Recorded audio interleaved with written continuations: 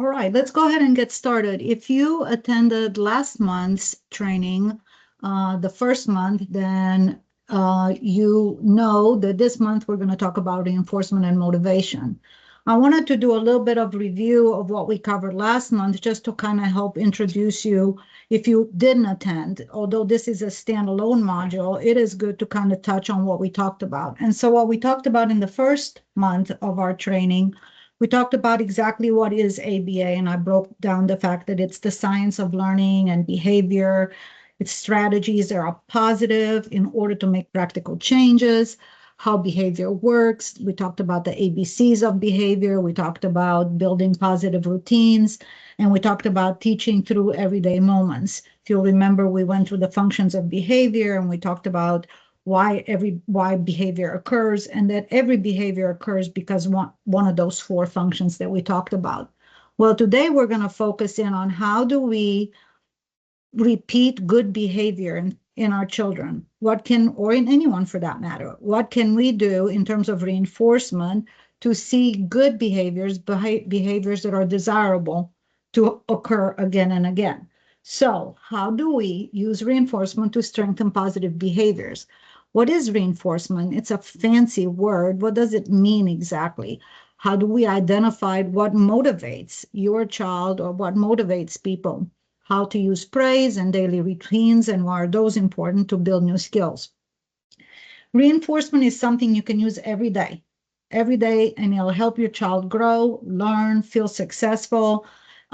This also works for adults. It's not just limited to children. When someone praises us, when someone gives us a reward for doing a good job, it makes us want to do it again and again. And basically, that's what reinforcement is. It's a reward for doing something, and it creates in us the desire to do it again. Reinforcement increases the chance that the behavior is happening again. So it's important to make a little note on that. If you think something's a reinforcer, but then that behavior doesn't happen again, the odds are it wasn't a reinforcer. It cannot be considered a reinforcer if it doesn't make the behavior happen again. That's absolutely the basic test. It can be praise, it can be play, it can be attention, favorite activity, not just toys or treats. This goes back just a little bit to what we talked about last month about functions of behavior. If you know why someone's engaging in a behavior, then it makes it a little bit easier to narrow down what possible reinforcers could be. If you think in a workplace, in a job setting, most likely what's going to motivate employees is going to be a reinforcement of a raise or the reinforcement of a new position. These are reinforcers. That person's going to continue to produce. In terms of children, it helps your child understand what behavior you want to see more of. So if you don't say anything, if you don't give a reinforcement for a good behavior, how's your child to know that that's the behavior that you would like to see again and again and again? If your child enjoys it and it increases positive behavior, it is a reinforcer. And just one more time, just to make sure that I drive this point home, it is not a reinforcer if the behavior you supported with it and reinforced with it doesn't happen again. Sometimes parents imagine that something is a reinforcer when in fact it isn't. And we're going to talk a little bit more about how you're going to determine what are good reinforcers for your particular child, because us guessing as what might be may not be true. Why does reinforcement matter? Children learn best when their positive actions are noticed and celebrated. Every child wants to be celebrated. Every child wants to know that their parents, their caregivers, have noticed something that he or she did that was really fabulous, and then they get positive reinforcement for it. They're praised, they get a prize, maybe they get to go on a special activity, maybe they get to watch a movie, maybe they'll just get an extra 5-minute iPad time. But this is how children learn, if I do my homework and I get an A, this is what's going to happen. The reinforcement ends up building motivation, confidence, and trust. It's a very key part of what we do in ABA. If we are going to ask a child to engage in a particular behavior that's tough for them, imagine like a worksheet and being able to stay focused on a worksheet for 10 minutes. If we're asking that, we're going to make sure that the reinforcer that we're offering is commensurate with the effort that it's going to take this child to complete that worksheet. Your attention and encouragement are very powerful. So even if there's no materialistic reinforcer, even if there's not a cake or a dessert or ice cream that's given as a reinforcer, just your praise, just your attention, just your encouragement, just the child knowing that you noticed and you said something about it will help your child feel very proud and motivated. And we're going to talk a little bit later about how when you feel proud, when you feel motivated, it makes you feel really good inside. So it's an internal reinforcer for you, which is going to want to make you feel, it's going to make you want to keep going and feel that again and again. So it's almost like a double whammy. On one hand, you're reinforcing it with your praise of your child. On the other hand, you're building that inner pride that it takes to want to feel that on their own again. What are types of reinforcements? There's so many, and they're categorized in different categories, and it's all going to come down to what is it that works best in that particular situation for that particular child. So let's just look at some. We have social reinforcement, which I talked about for a few minutes. Smiling, high fives, hugs, praise, calling grandma, tell grandma what you did. This is so great. I'm so proud of you. The whole family on blast has got to know that you were able to accomplish this. This is all social reinforcement. Social reinforcement is very powerful because it's the type of reinforcement that your child will be able to access no matter what. Then there's an activity reinforcement. This is where a child is going to get to play with you, get to go outdoors, maybe go to a park on a Saturday after a long week because he's done so well, choosing a song to sing together. Maybe you can watch a movie together or a YouTube clip. And then there's tangible reinforcements, stickers, snacks, small toys, depending on the child, depending on what they like, depending on what it is that motivates them. And we'll talk a bit more about that. I don't want you to get nervous about thinking, how am I going to figure out what they like? We'll get there. But once you figured out which one of these reinforcements is going to work best for your child for that particular accomplishment, and you know it's going to be a reinforcer, because why? The behavior is going to repeat. Each child has unique reinforcers. That's one of the things that's so amazing about ABA, as opposed to like psychology or any other field that I've been involved in, is that the approach with ABA is each child is unique. We come to the situation with a full toolkit of things and techniques that we can do, but we also recognize that that child is unique in every way. That means that his reinforcers, the motivators, the behaviors, everything is just unique to that child. The second thing that's really challenging at times is that a reinforcer may only be good for a day. It may only be good for 5 minutes. So reinforcers are constantly changing. They never stay the same. And it's a continuous quest to try to find what reinforcer is going to work at this particular time. I used to give this example about you're desperate for a job and you get a job, you think it's going to be driving a tractor. And then you agree to $10 an hour, let's say. And then when you get to the job site, you realize they're actually wanting you to dig ditches. And these ditches are really tough to dig. And after about a day of being really excited about having this job, you're not going to want to do it for $10 an hour anymore. You may want to do it for 20 or 30 or whatever, but that reinforcement of that money to do this particular job was no longer enough after that first day. Children are the same way. We're asking them to do behaviors that they don't necessarily want to do, like homework, clean their room, do their laundry, brush their teeth, all these things that we ask children to do that they don't necessarily want to do. So in order for us to motivate them and reinforce the behavior so it can happen again, we have to have a reinforcer that matches what we're actually asking. So first thing you can do in the very beginning, when you first start thinking about how am I going to reinforce these behaviors, think about what makes your child tick. What does your child enjoy doing? Observe, look. If they're older children, you can talk to them. Hey, I was thinking that if you get your homework done by 6 o'clock, maybe I could reward you with something. What do you think would be a good reward? A lot of times kids will tell you.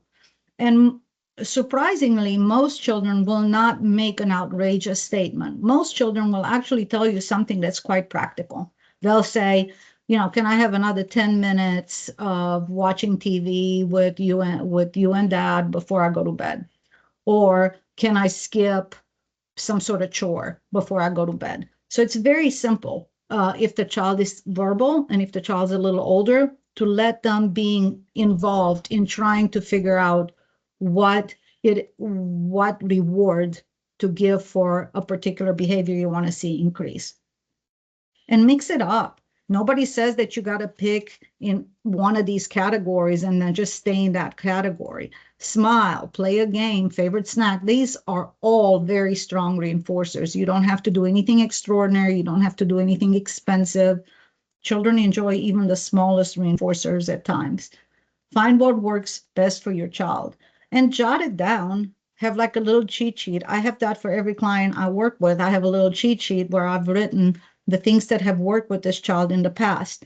Again, that doesn't mean they're going to work tomorrow, but at least I've got a starting point.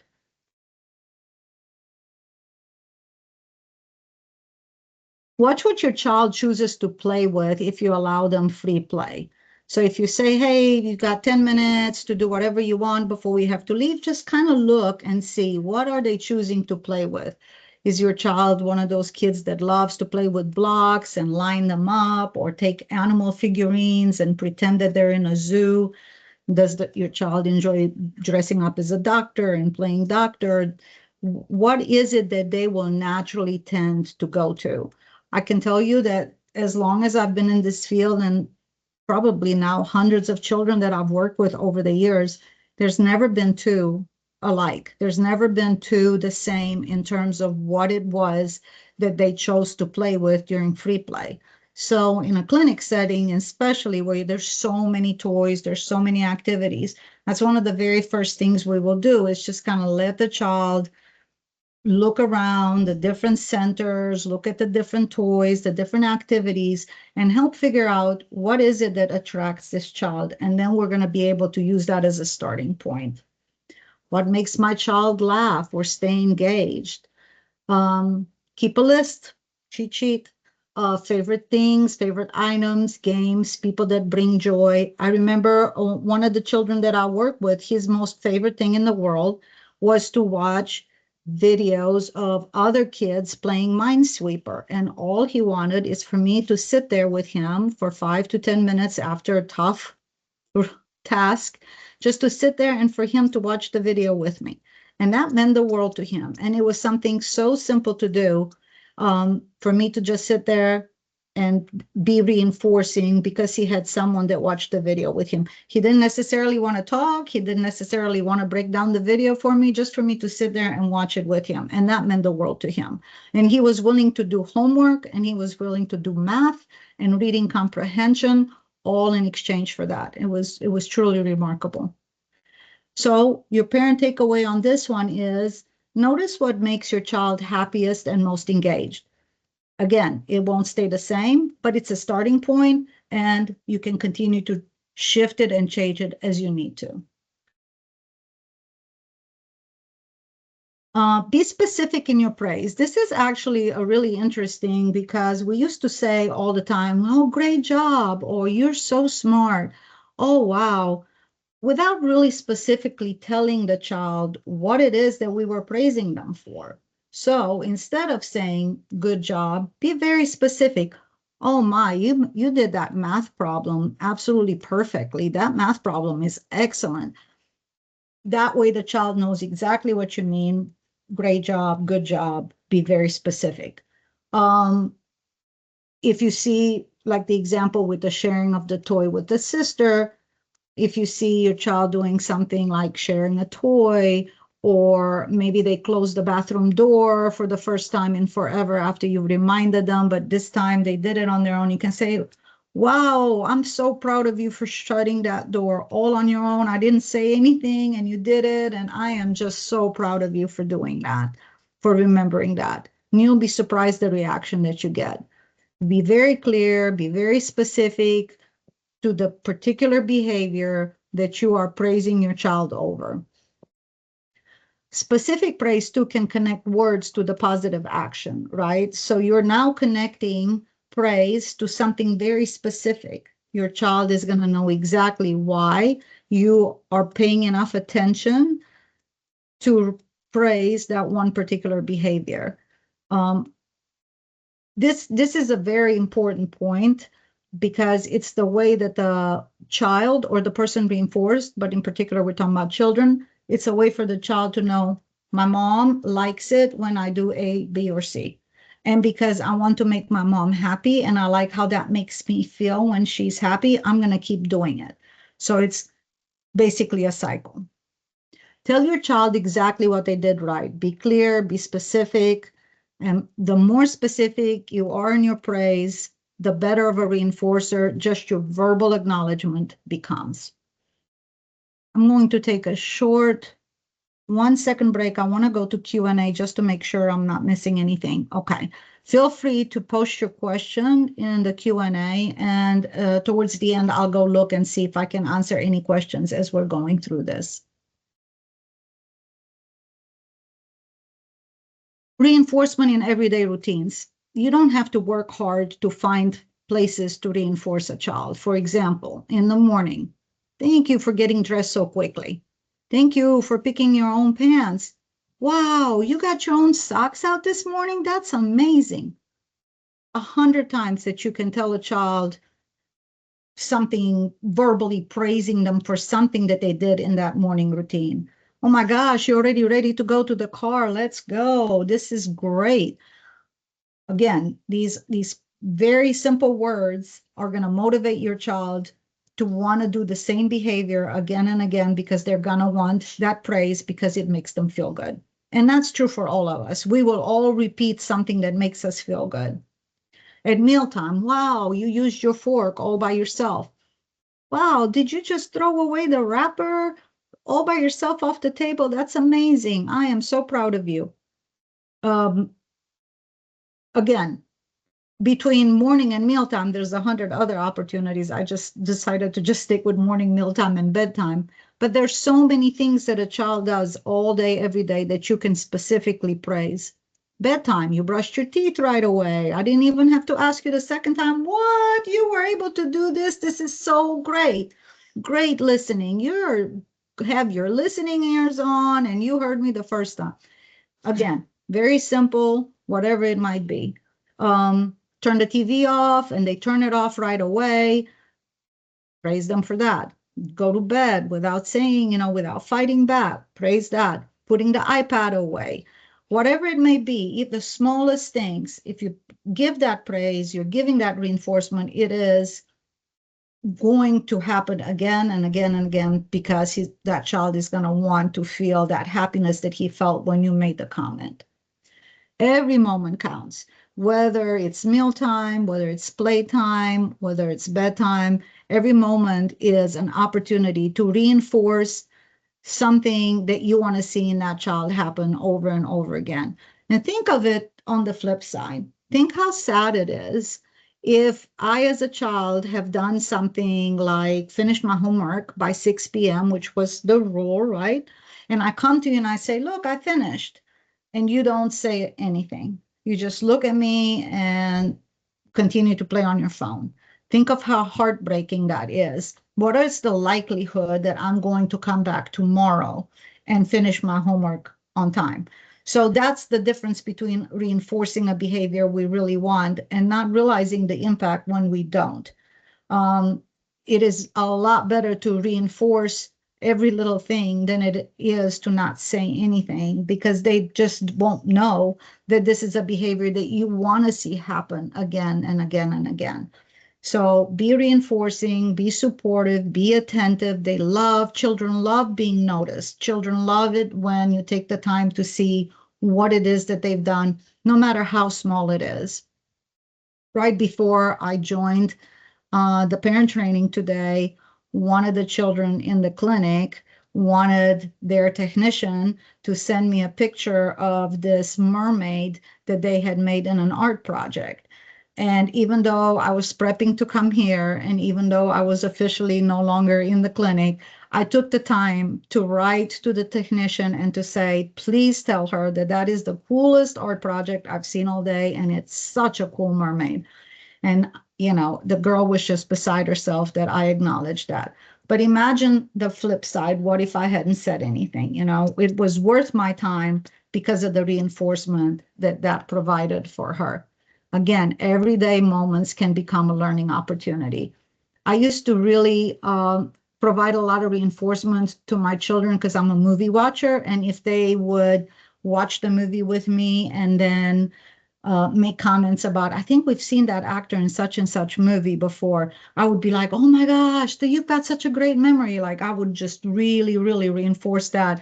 And now they're all, when they come visit, they all always talk about how they know all these actors because of that, because of my comments during movies. I reinforce that behavior and now it continues to happen. How do we deliver reinforcement effectively? The best thing to do, especially for younger children who are not ready for short-term contracts or some sort of arrangement between, if you make all A's this semester, you get, A, B, or C. With smaller children in particular, you want to give the reinforcement immediately after the behavior. The attention span for most kids is shorter. And in order for them to even remember what it is you're reinforcing them for, be specific and give it to them, give them the reinforcer quickly and right away. Be enthusiastic. There's a big difference between saying, great job on your homework and great job on your homework. And children, you can't fake it with them. They know if you're really excited. They know if you really mean it. They know if you're authentic. So be enthusiastic. Your energy makes that reinforcement more powerful. They love to see you happy. They want to make you happy. So let them see that that made you very happy. They're going to repeat the behavior because of how it makes them feel when you're happy. Match the reward to the effort. Again, big effort deserves big reinforcement. If it was the first time your child used the potty, that's a lot. That's a big effort. So making it a big deal, even if you're not screaming and scaring them, please don't do that. I did that with my son, and I had to walk it back for months because I was so excited when he used the potty for the first time. But you could do jazz hands. Oh, this is so great. Finally, he used the potty. Let's have a potty party. So that enthusiasm, that energy, that makes such a difference in a child's life. You don't want to be monotone. You don't want to be just, no affect. You want to show this child through words, through your enthusiasm, that you are so excited and you are so proud of them. Reinforce right away. Make it fun. Make it super fun. Your excitement will make the difference. You got to bring that excitement for them to really feel like, oh my gosh, my mom was so excited when I told her that I was the line leader today in school. It's something as simple as that. Over time, if you're using a reinforcer, for example, what we call small food items, small edible food items like, goldfish or gummies or things like that, if that's what your child's initial reinforcer is, in time, you're going to want to fade away from something tangible that gets harder over time because they get satiated. We'll talk about that a little later, but over time, it's going to lose their value. And you want to be able to fade it from a tangible, whether it's food or something else. It's more of a natural reinforcer, because the natural reinforcer, particularly praise, is going to be available to them all the time. You're not going to have to, forget to buy goldfish at the grocery store and now you're stuck. That's the only reinforcer that you've been using. Now you're stuck because you don't have that reinforcer. So you want to fade it over time. You want to say things like, wow, you did it all by yourself. You must feel so proud. Again, now you're making it internal. You're actually causing them to feel proud and feel motivated and propel them forward to want to feel that way again. The internal motivation over time is everything, because we don't have, unless you're, the heavyweight world champion boxing, and you've got like those guys that walk behind you and say, you're so great, you're the greatest, it's going to be the great, oh my gosh, you're so great. Unless you've got that, most of us function on that internal motivation.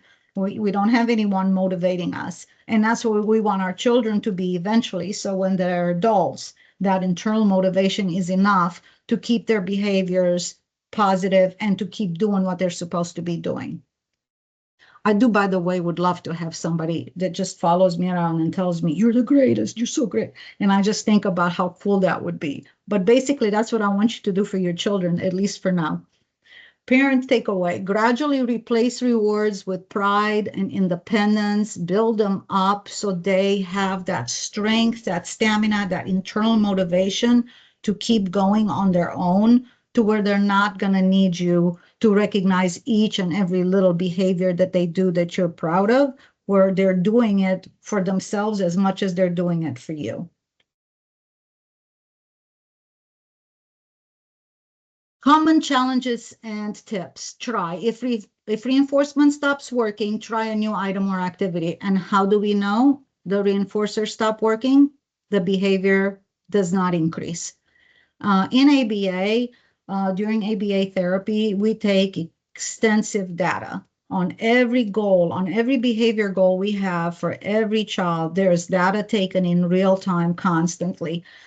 And as a BCBA, at every time you join and you supervise the techs that are working with the child, you look at that graph. And if that graph's not going up, you know something's off. And one of the things that could be off is that the reinforcer has faded. It no longer has the power that it had, and the child just doesn't care about it. I'm going to tell you a great story that really drove home for me how reinforcement and satiation, which we're going to talk about in a second, how satiation and reinforcement stop working. I had a child who was nonverbal. He had serious self-injurious behaviors, which consisted of him throwing himself backwards and banging his head with all his might onto the floor. And he was a tough client. He was a level 3. And by accident, one day, I brought a small bag of popcorn in my bag, and he saw it. I saw him looking at it. So I thought to myself, you know what? I'm going to see what kiddo's willing to do for a piece of popcorn. So sure enough, I opened the bag and kiddo started matching cards, and we started working on matching colors and started working on matching shapes, all for one piece of popcorn for each little task. I was so excited that on my way out, it was an in-home client. On my way out, I told mom, I was like, oh my gosh, he was amazing today. There were no SIBs, no self-injurious behaviors. There was no tantruming. He was just so happy to sit at the table with me and do all this work. And he echoed some words and he made some sounds. And I was just so excited. And then I said, and all that for just a little bit of popcorn. So I come back the next day and I get inside the house. I go to see my little client, and he's sitting at the table with a huge bowl of popcorn. And mom says to me, I went ahead and got him the popcorn since you said that he was doing so well with the popcorn. So lesson learned from that is I totally did not explain reinforcement correctly. I totally didn't explain satiation correctly. And now poor kiddo was not going to be working for popcorn for me. So I had to find something else. That little kid I'm talking about, I think he was 3 or 4 when I started working with him. He's in high school now, and he's an amazing, amazing young man. So if a reinforcement stops working, the behavior you're looking to increase is not, try something else, try something new, try an activity.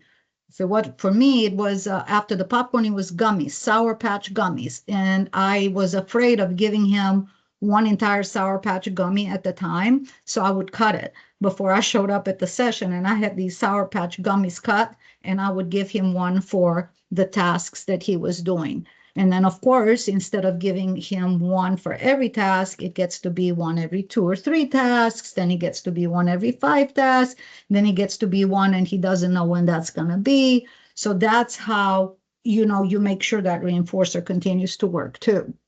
Watch for satiation. Children get tired, just like us, of the same thing over and over. So that's why when I mentioned earlier that you may want to mix it up, try different things, tone of voice, what you say, iPad time for an extra 5 minutes, give them a break. Or maybe you could do something on something huge. You could do something as simple as, I know I told you to clean up your room, but you did so good with getting ready for bed that I'm going to come in there and I'll do A, B, and C while you do whatever. And they're going to feel like they just got the deal of the century, and it's going to be highly reinforcing.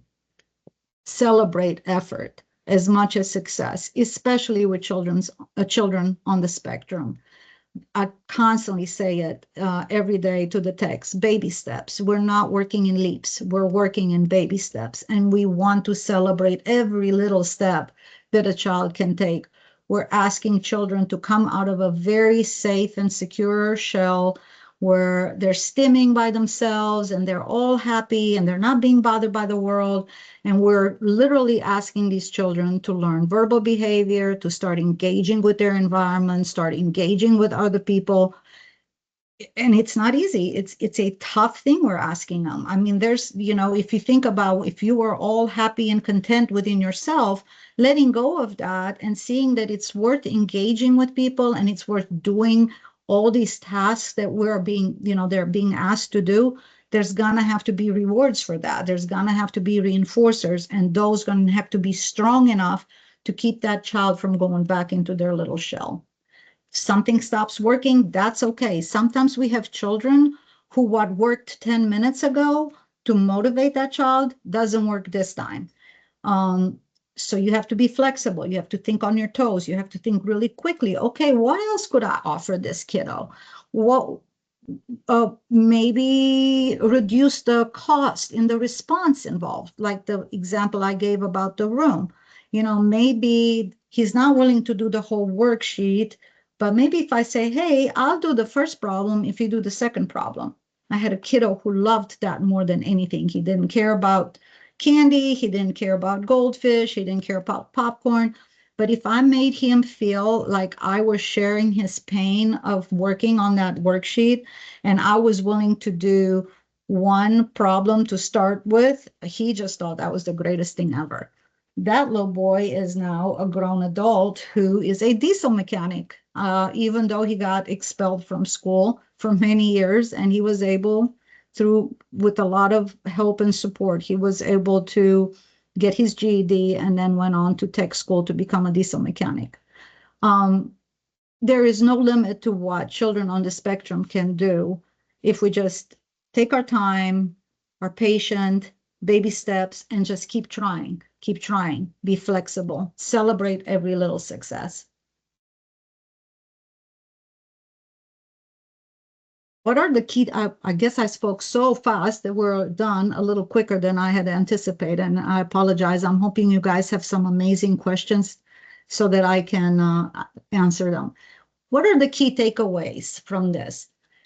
Reinforcement builds motivation and helps your child learn. It's a double whammy, right? On one hand, they're getting reinforced for a behavior that you want to see occur again. But at the same time, it helps build motivation within them because of the way you made them feel when you reinforced it.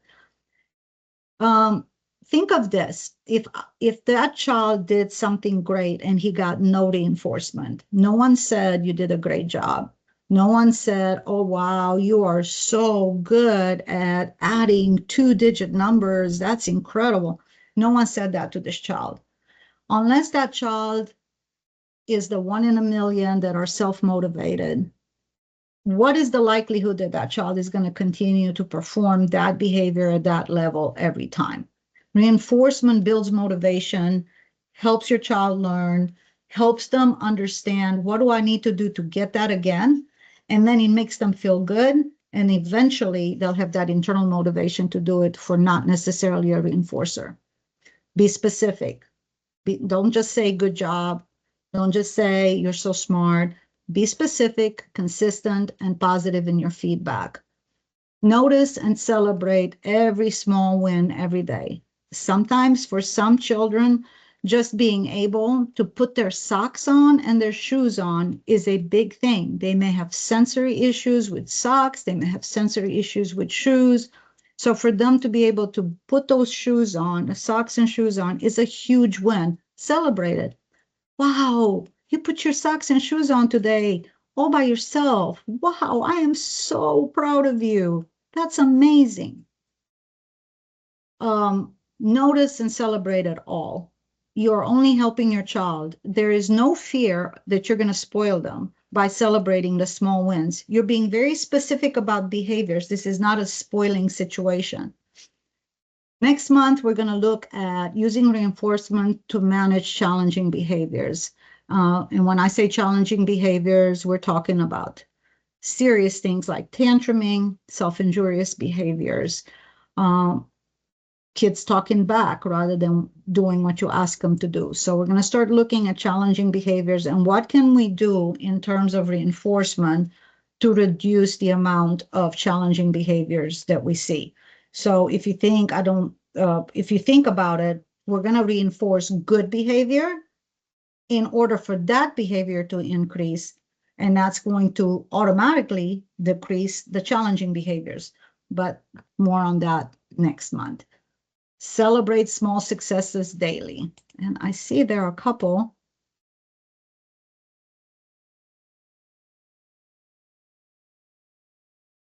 Of questions and answers. So let me have a look real quick.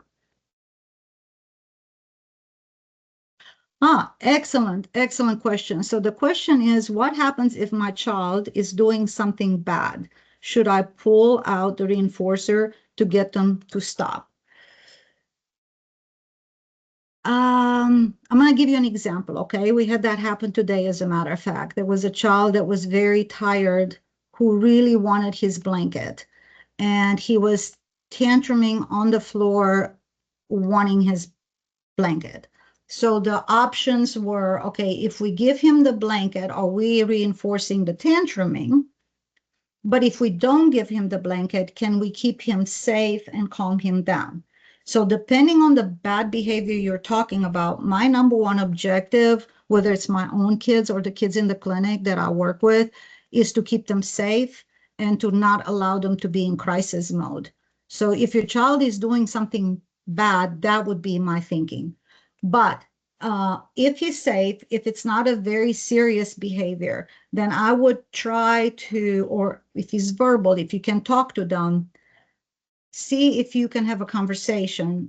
Hey, this is not the type of thing I want to see you do. What can we do to have you do the positive thing? So you always want to reinforce the positive behavior and stay away from reinforcing the bad one, but also try to remember that the alternate behavior is what you want to focus on. Try to not focus so much on the bad. So if the bad behavior is I'm tantruming, but the alternate behavior that we've been teaching you is to hold up a red sign that says I need a break, then we really, really reinforce I'm holding up this red sign. I hope that made sense. I really appreciate you guys being here. I look really forward to next month when we're going to talk about challenging behaviors a lot. We're going to talk about different approaches that you can use with children that do engage in some very serious behaviors. And I hope all of you have a wonderful Thanksgiving. And thank you very, very much.